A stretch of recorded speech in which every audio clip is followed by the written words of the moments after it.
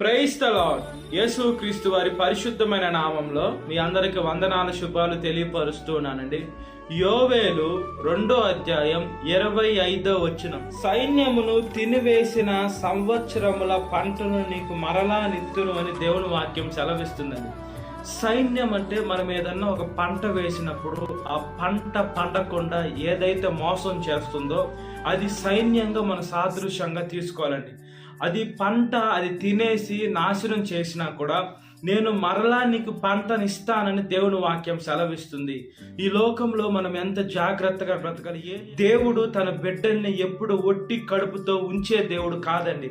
దేవుడు తన బిడ్డ కడుపు శారీరకంగా నింపేటువంటి దేవుడు. ప్రతి ఒక్కటి దేవుడి చేతుల్లో ఉంది. ఆహారం సాదృశ్యంగా మనం బైబిల్ గ్రంథంలో మనం ఇశ్రాయేలుని చూసుకున్నప్పుడు కూడా 40 సంవత్సరాల దేవుడు మన్నాను వాళ్ళకి ఇచ్చి వాళ్ళని పోషించిన దేవుడు అండి యేసుక్రీస్తు వారు. ఆ పంట ఏదన్నా వచ్చి తినేసినా కూడా నేను మరలా నీకు ఇస్తానని దేవుని వాక్యం సెలవిస్తుంది. అంటే దేవుడి పైన మన విశ్వాస పరిమాణం తగ్గకూడదండి. మన విశ్వాస పరిమాణం పెంచుకుంటూ ఉండాలి. ఈ లోకంలో మనుషులు మనకి ఏదైనా డబ్బులు ఇస్తాను, నీకు అది ఇస్తాను, ఇది ఇస్తానంటే మనుషుల పైన మన విశ్వాసం పెంచుకుంటాం.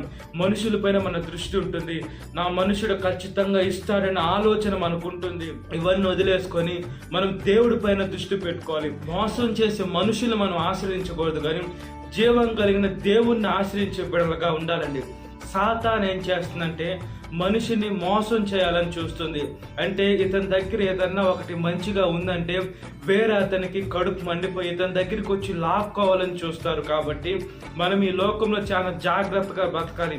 మనము ఏ మనుషుని కూడా నమ్ముకోలేనటువంటి పరిస్థితుల్లో ఉన్నామని. ఇది సాతాన్ ఏలేటువంటి లోకం.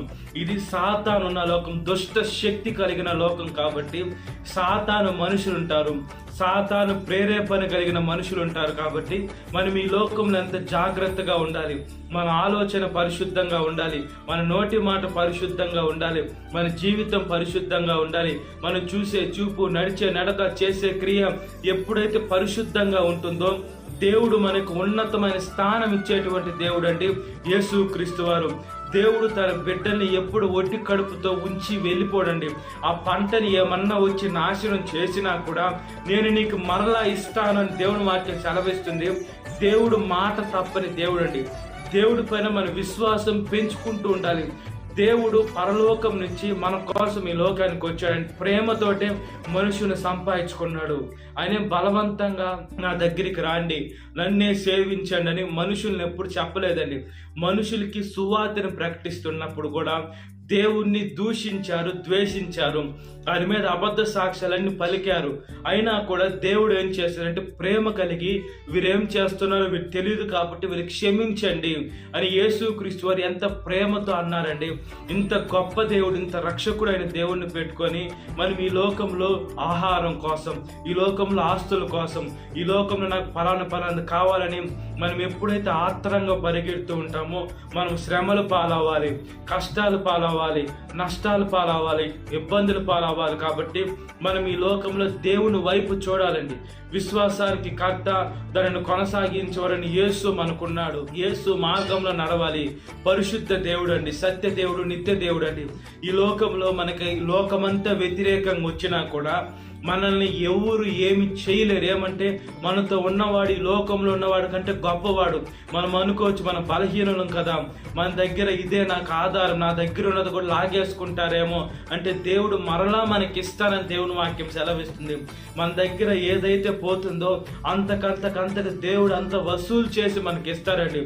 అన్యాయానికి దేవుడు ఒప్పుకోడు. ఈ లోకం ఒప్పుకోవచ్చు, అధికారులు ఒప్పుకోవచ్చు, సాతాన్ని అన్యాయం కాబట్టి సాతానే ఒప్పుకోవచ్చు.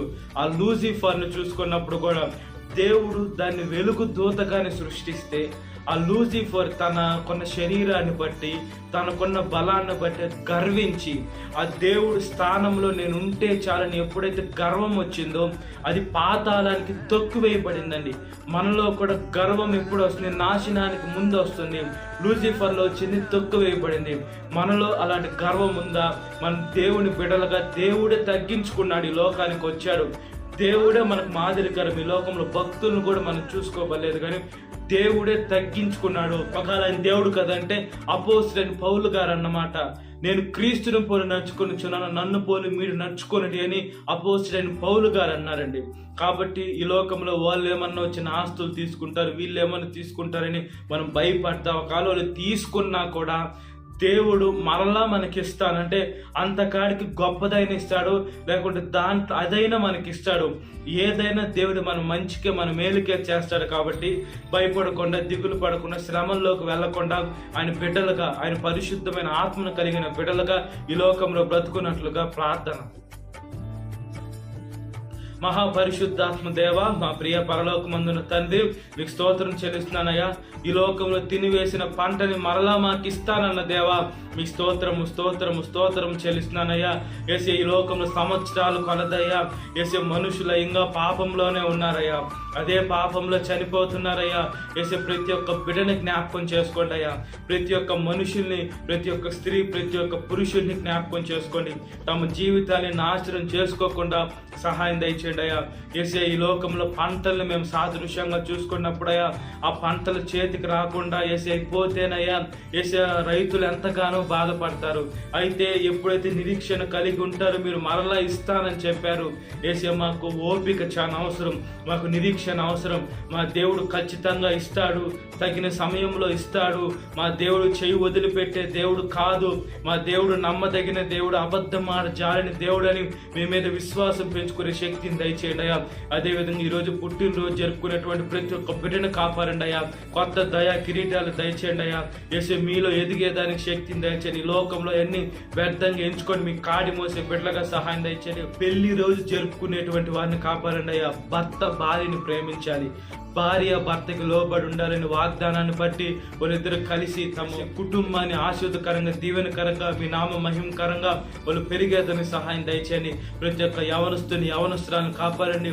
వాళ్ళు కుడి ఎడమలకు తిరగకుండా, వాళ్ళ జీవితాన్ని నాశనం చేసుకోకుండా యవన వయసులోనయ్యా ఎస్ మీ కాడి మోస్తే నరులకు మేలు కాబట్టి సహాయం దయచేయండి. సాతాను శోధన ప్రతి ఒక్క బిడ్డను విడుదల దయచేసి, ఈ వాక్యం విట్టిన ప్రతి ఒక్క బిడ్డని పేరు పేరాల్సిన జ్ఞాపకం చేసుకొని ఈ దినకాలపు దీంతో నింపమని నజరేయుడైన యేసుక్రీస్తు వారి పరిశుద్ధమైన నామములో మిక్కిలి వరం తరుచున్నాను మా పరలోకమందున్న తండ్రి. Amen. Praise the lord. God bless you. Have a great